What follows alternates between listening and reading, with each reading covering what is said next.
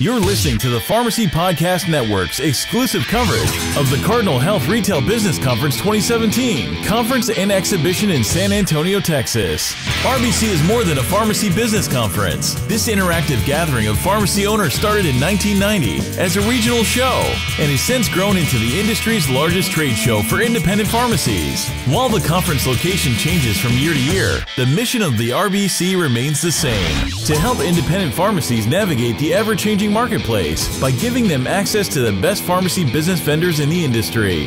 And now, here are your hosts of the Pharmacy Podcast Network, Dr. Erin Albert and Todd Eury. Hey, welcome to the Pharmacy Podcast, covering the 2017 RBC Cardinal Health Convention and Exhibition in San Antonio, Texas. Erin Albert, how are you doing? I'm great. What has been most interesting to you here at RBC 2017? Wow, so much. I was really impressed by the women's panel this morning, I think, in leadership. Really back by that. Honored to be part of that, but everyone we've talked to have learned something from. So our next guest will be no exception to that, I'm sure. Our next guest. The pressure's on. The pressure is on. Mr. Joel Jordan, Director of Global Security at Cardinal Health. That seems like such a daunting title and ominous. So tell us what that means and who you are and what you do for Cardinal.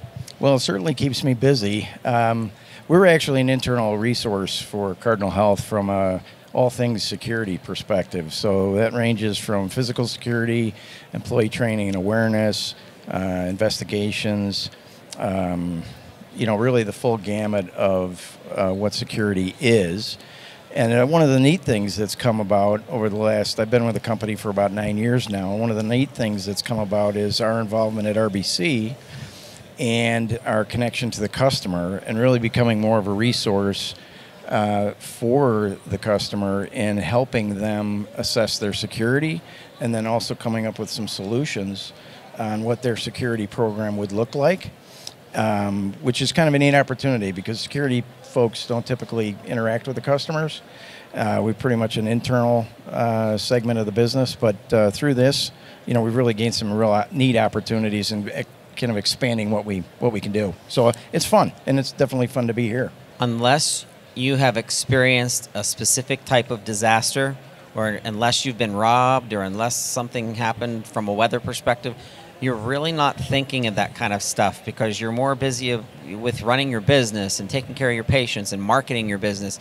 So, there was a bit of information that you shared with me. 40% of small businesses don't reopen after a disaster, and those that do, 25% fall within 1 year. Now that's huge. So what is this department doing to help pharmacies prepare and then, more importantly, get over and stay in business if there is, in fact, a disaster?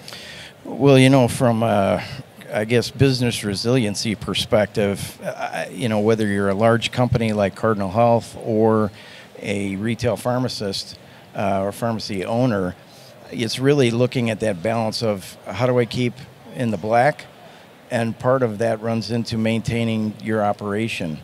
And that's a challenge to focus on because, like Cardinal, or any business, I think our focus typically tends to be on our operation, and we kind of lose sight of, well, what would happen if? And so, right. Even from a corporate perspective, worldwide, we're really looking at ways that we can build our resiliency so that no matter what hits us, we're able to stay in business. And so, our encouragement as we get out to the retail pharmacy world is really to use some of those same tactics and remind them, because it's not rocket science. I think they all know it. Sometimes they just need to be reminded, just like we do. So, we look at everything from, what would you, if you're in a leased facility, what would you do if that leased facility, you either lost your lease or there was some type of building damage due to a fire, a storm. And then, of course, we look at the cyber world. And information, of course, in a pharmacy is critical. And what are we doing to protect it from backing it up? And then the network access, especially in a multiple pharmacy environment, where there's information transactions going across the network. A lot of black hats, if you will, are out there looking for opportunities. If you just look at years ago, a credit card number, you could get $50 to $100 for that on the street. That's valued at $1 today, because a medical or a healthcare record is valued somewhere between $50 and $500. Jeez, and that's because once you get that information on a patient, you can run with that. And so when we look at the pharmacy, we really look at them and say, what would you do if you lost your hard drive? Where is your data being backed up? And those are very real things that you got to think about today, because yes, places are getting broken into, but there's a lot of things that are happening through the cyber world where people don't even need to break into a facility anymore. And yes, maybe controlled substances are of value, but man, there's a whole lot of value of that information, because I could find information about myself, maybe a family member, a friend, and then it just runs from there. So it's a lot of risk, and our goal really isn't to necessarily educate, but it's really just to kind of bring them back to, oh yeah, those are things that we got to be thinking about as an owner. And so, they run the whole thing. So Joel, where does your passion come from in terms of security? You're obviously passionate about it. Wow. For me, I think, and really looking at the retail pharmacist, they're a business owner. And I kind of envy that spirit, entrepreneurial spirit. But I've always been the type of person that wants to help somebody. Right. And so in this job, career path, if you will, you really have an opportunity to help someone. And this is an avenue I never envisioned, because there's always the workplace violence and the internal theft, or the, a fire or something that could happen from a business perspective. But now to have an opportunity to actually help someone make sure that their business, their livelihood, that's smaller than a Cardinal Health or some other large corporation, it's a neat opportunity. So it's fun. I like the quote that you shared with me: by failing to plan, you're planning to fail. Benjamin Franklin. Yes. And that's so true. So risk to a business fall into several buckets. So I want to know what those buckets are, and kind of give an example of how your department is helping independent community pharmacy. Sure. When you look across the board at the risks, clearly, if you look at just the weather patterns, those are risks that, in some ways are hitting. So that's bucket number one. That's bucket number one. Okay. We also have social unrest. Social number two. We've seen that. What's number three? We have technology. Technology. And then we have medical. And then we also have the geological, which could be earthquakes and so forth. Okay. Very good. So tell me, how does the department approach proactively an independent pharmacy owner that's a customer of Cardinal Health to bring this to the table, to make them aware? Because you've already mentioned three different things that I've never thought of. This year we've had continuing education courses in the past that our global security team members have been a part of. And we've always kind of traditionally talked about robbery prevention, recovering from a burglary. This year, crisis management, business resiliency really has taken much more of a focal point, even at Cardinal. And so as I looked at the opportunity this year to do that course, or be the facilitator of that course, I really thought, there's some neat things that we're experiencing in the Cardinal, and why not expose the retail pharmacists to those same things? And so as we look at what we're doing from a business model platform, those are very simple, basic things that retail pharmacy owner can really apply to their business.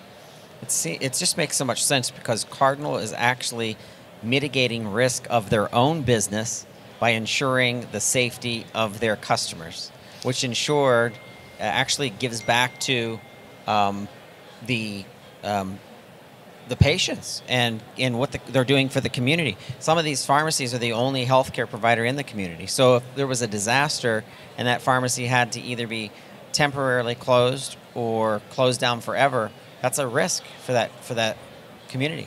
Absolutely. And, as I've been studying leading to this course, the one thing that's really come through to me is the pharmacy owner is not just handing a patient a prescription across the counter.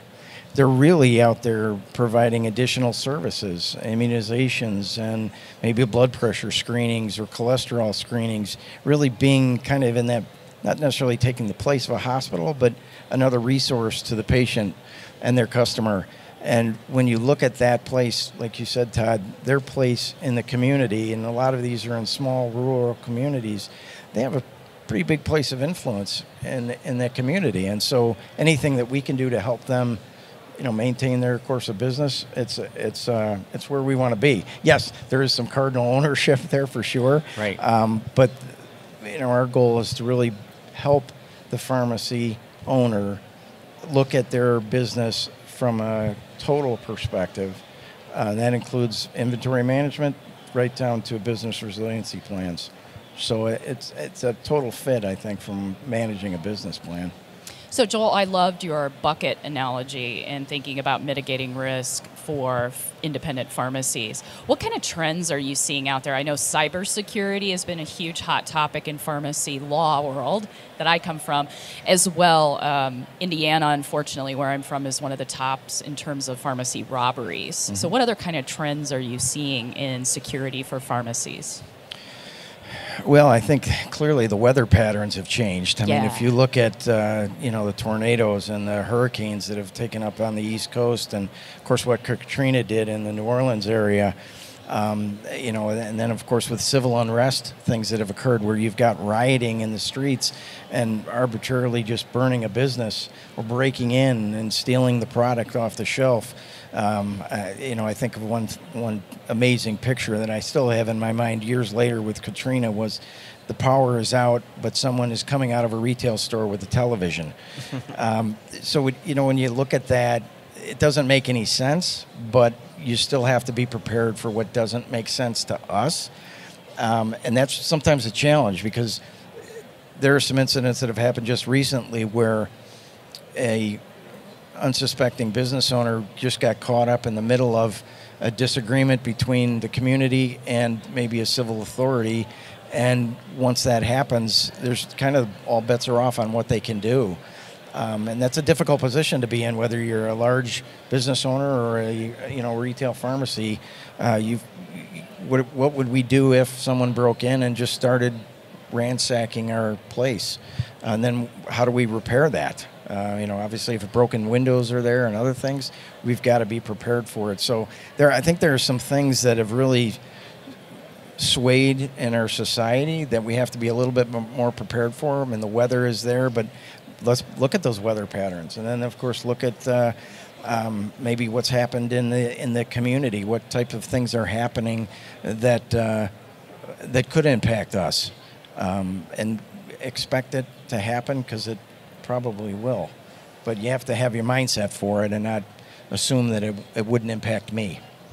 So where do we start? So take our listeners through the beginning of this. If Cardinal customer, community independent, 1 store, 10 stores, 20 stores, doesn't matter. Where do you start? As someone in your position, you're coaching obviously some of your team members to go to their customers to ensure the safety and risk mitigation, but I want to know where the starting point is, because if I'm sitting here listening to you and I didn't think of the 3 things within the bucket of 5 things that you mentioned, I'm sure our listeners are feeling the same way. That's a good question. It's very basic. 3 words, I guess, that I would say. You need to plan, you need to practice the plan, and then with that, you're ready to perform when that situation presents itself.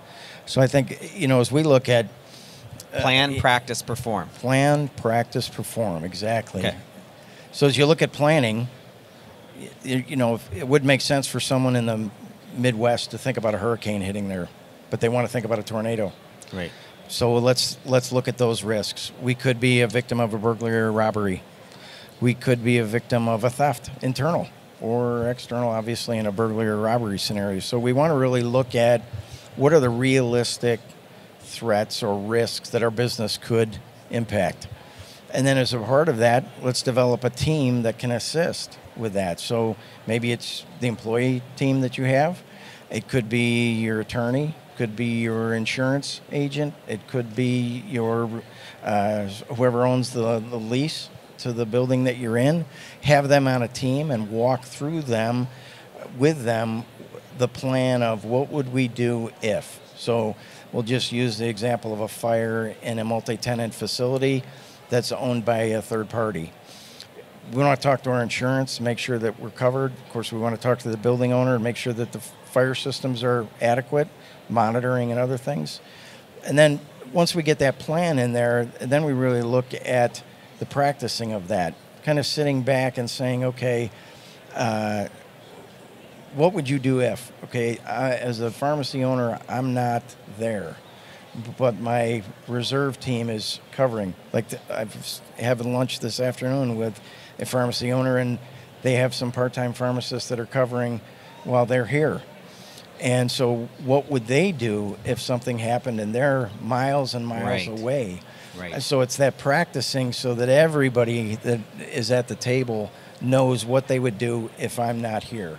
And it could be something that's handled virtually with laptop and a phone, or you could be actually there managing through it yourself. But having a mindset and muscle memory of what you would do, you got to be thinking about it, not when it happens, but way before, and have that plan, and then you practice it so that if it does happen, it's just like working out. You know, you got to practice and stretch those muscles, and then they grow, and then in the end, you're ready to perform, and that's the ultimate goal: is to just get yourself in that mindset that if something happens, we've got a plan, and we can take care of it. Because in the end, the patient's going to want to know, what do we do now? Right. And that's really where the pharmacy owner doesn't want to have that question on their face of, I don't know, because there is that confidence, that trust that pharmacist is going to be there to take care of them. And when you have a good business resiliency plan, you've got a strategy around how we're going to maintain our brand and take care of the patient, which ultimately I know the retail pharmacy owner wants to do, and we want to help them do that. So talk to me about business resiliency insurance. So here's the thing. I understand fire insurance. I understand property insurance or something that happens with the weather. It's easy for me to understand that. What I'm not quite sure about is theft or burglary, insurance if there's an incident at the store that might be risk mitigation of an employee falling or something happening there, or even an employee theft, for example, or violence, workplace violence. But tell me about the insurance side of things. Like, what are you doing to help pharmacists evaluate the business and then engage and enroll in some type of insurance? Well, I guess from an insurance field, I wouldn't necessarily call myself an expert in a business insurance plan, but I would certainly say that as a pharmacy owner, I would certainly encourage them to talk to their insurance agent about those various things. I remember years ago, my uncle lived in Houston, and a rainstorm came through, and they were nowhere near a floodplain. But when he went, or their neighbors went to their insurance agent for damage protection, the insurance company said that they didn't have flood insurance. So in conclusion, Joel, I have a question. I'm a call to action kind of guy. There's listeners out there, Cardinal customers, might not even be Cardinal customers, but maybe they think of becoming a Cardinal customer just based on some of the things that they've heard through this podcast series. But what's the next steps? What do you say to a listener that owns one pharmacy, multiple pharmacies? What do they do next? I'll have some links in the show notes, but what's your advice? Well, I think first, if you're a Cardinal Health customer, certainly work with your sales representative who can link us up with them, pharmacy owner, if they're interested in reviewing these type of things, or even just doing a security assessment. Okay. All of those. So security assessment is like the stage setter. Stage setter, but it's also, if somebody feels comfortable with where they're at, maybe through this, they're not necessarily comfortable with their business resiliency plan. And, as a resource for Cardinal, for a Cardinal customer, there's no fee for that. Okay. We're a resource for the whole business, and that would include our own customers. And if you're not necessarily a Cardinal Health customer, I would say really, look for your small business associations that are in your area, because there's a lot of good resources that emergency management type, governmental type agencies, your fire department, your law enforcement, and then your small business associations that have those type of programs where you, or even a local university where you might be able to go and, you know, take a course in business continuity or resiliency that you may not have had in the past. And this may be the springboard, you know, to learn a little bit more about that and maybe where the gap is in your business plan. Makes absolute sense. Joel Jordan, Security Director for Cardinal Health. We thank you for being on the Pharmacy Podcast. Thank you very much. Appreciate the time. Cardinal Health, helping independent pharmacies successfully grow their pharmacy businesses for over 45 years while advocating stronger relationships with patients for healthier communities throughout the country. We thank you for listening to the Pharmacy Podcast live coverage of the Cardinal Health RBC 2017. Be sure to join us next year for the RBC 2018 in downtown beautiful San Diego, California, June 27th through June 30th.